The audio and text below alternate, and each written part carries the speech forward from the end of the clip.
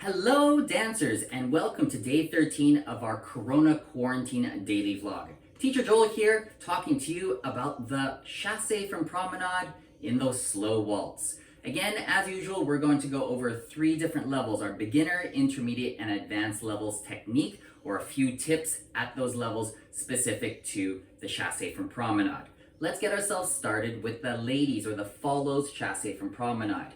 As we're dancing from Promenade, step 1, step 2, step 3, we want to be clear that we close the position before step number 4 is danced. Step 4. A lot of the times, ladies, we are dancing, and gentlemen, your leads maybe have something to do with this. Step 1, step 2, step 3, we're still in Promenade, and then step 4, we close the position at the end of the figure. That is too late, and our positioning is not going to be perfect as we go into the next figure.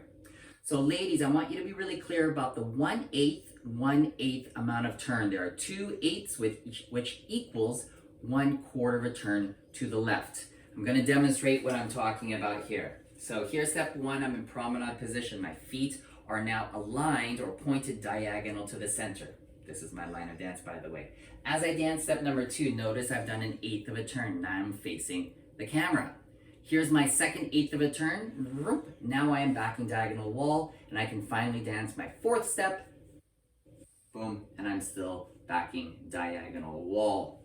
I'm going to demonstrate that in this direction. Step 1, pointing diagonal center. Step 2, here I am facing center. Step 3, I've closed my feet, I've established the closed position. And step 4, I'm done. There is no more turn. Again, I'll repeat this. There is no turn on the 4th step for the ladies. What we can do is we can use our little magic foam roller or anything that we can use to just help us signify our alignment. I'm going to point that into a diagonal wall alignment. This is my line of dance. I'm going to start again, step 1 in Promenade, step 2. Then as I close my feet on step 3, I want to make sure that my feet are parallel to my foam roller, which signifies my diagonal wall. Of course, we understand that there will be a 4th step, but it's really signifying that we are going to close and create the diagonal wall alignment with our feet by the end of the 3rd step, which is beat 2 and. Gentlemen, leads. Let's talk about your Chasse from Promenade at the beginner level. A lot of the times, leads, you will end up doing something like this. 1, 2, and 3. And that last step, step number 4 on the 3rd beat, is dance with a heel lead. Do not come out of a chasse, do not come out of a lock with a heel lead. This drives us dance teachers crazy. Plus, judges always look for this, so keep that in mind. What we want to do, gentlemen, is be able to have a proper toe heel action at the end of the 4th step. Here I'm going to demonstrate. Step 1, step 2, step 3. Here's step 4. There's my toe. My left foot goes out on a toe. And then finally I come down onto the heel before I come forwards for my next following figure. Now, a tip for you guys to make sure that we more than likely will do a toe heel on the 4th step is for you to remember to take your left foot to the side and not to step forwards. Now, I know as teachers, when we introduce this figure, a lot of the times, me included, Teacher Joe included, we teach the last step forwards just to help indicate that that is the direction that we're going to go. But to be really specific, especially for this vlog in today vlog number 13, we want to make sure that that left foot is placed side and slightly forwards. Yeah, side and slightly forwards, which really actually means if I now take that foam roller and place it down the line of dance, my right foot goes down the line of dance, my left foot goes sideways, close my feet, and then watch where my 4th step goes. It still goes in that same directional alignment, yeah, direction of movement. It is a sideways action, and therefore it's really difficult, actually, gentlemen, to go sideways with a heel lead.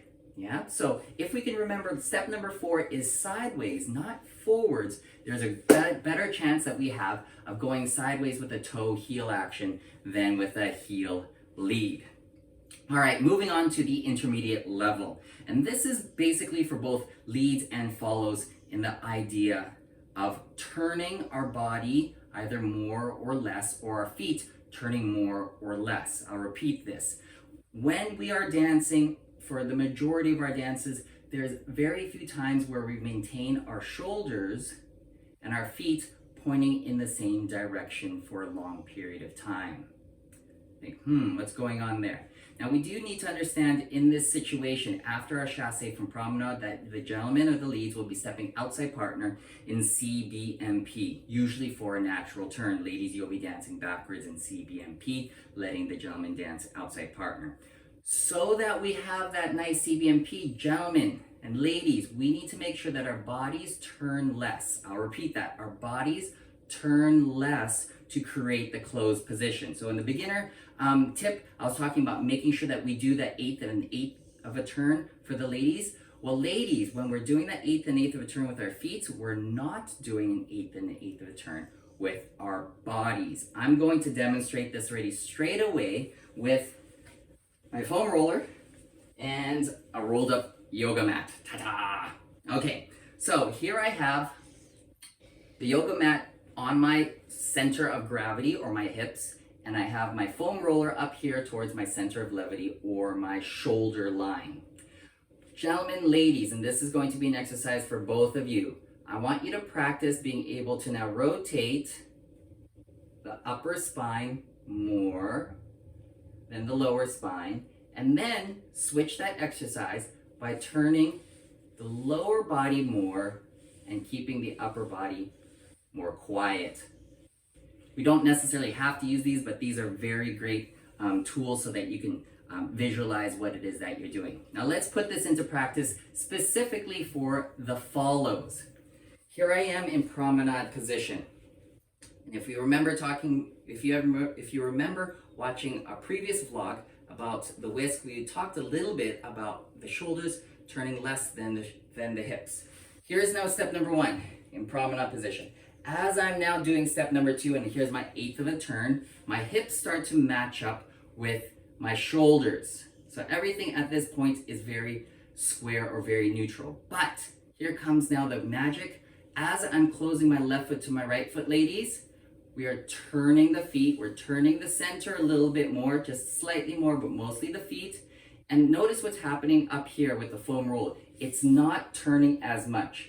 AKA body turns less. I'll say that again, body turns less. So the feet down below are going to do the full quarter of a turn to the left so that my foot is now backing diagonal wall, but my shoulders are not turned that much. It's going to turn slightly less.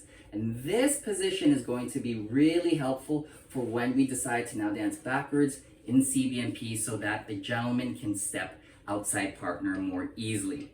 Now, gentlemen, how does this relate to what we're doing? I'm just going to put that yoga mat down for a second. So, gentlemen, as we are leading the ladies, here we are in promenade position. Step 1, step 2, step 3. As we're closing the ladies, we do not want the ladies, if I now put this foam roller as my partner, we do not want her to end up all the way over here. This will be too much in front of us, and it'll be difficult for me now to try to step outside partner in CBMP, dancing diagonal to the wall. If I demonstrate this from this direction, here's my partner after I've done my whisk, for instance, chasse 1, 2, and we still want her here, gentlemen. We do not want her over there. A lot of the times, gentlemen, we rotate those shoulders too much and bring the lady too much across us. Therefore, she ends up blocking us for step number 1 of the natural turn as we commence it outside partner.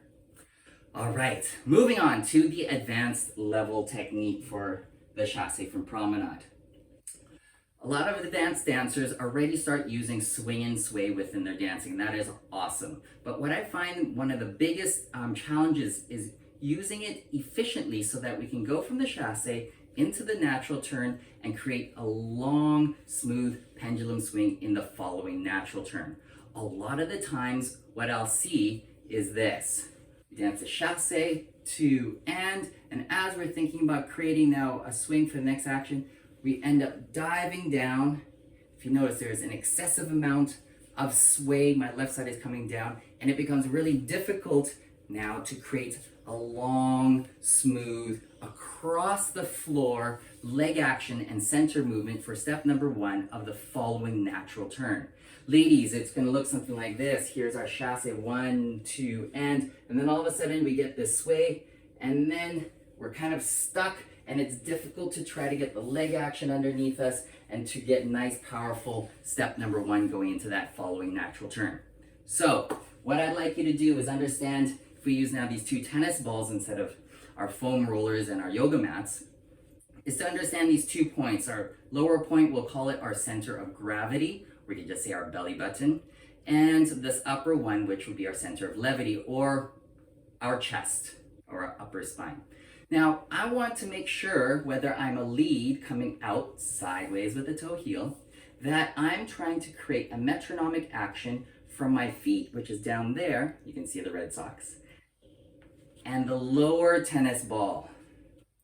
I do not want the metronomic action to go all the way up to my center of levity or my upper tennis ball. So as I'm visualizing this, I could use this in the mirror, or I could even just use my camera at home, my phone or an iPad, record myself. I'm going to place 2 tennis balls here. So I can also just use fists.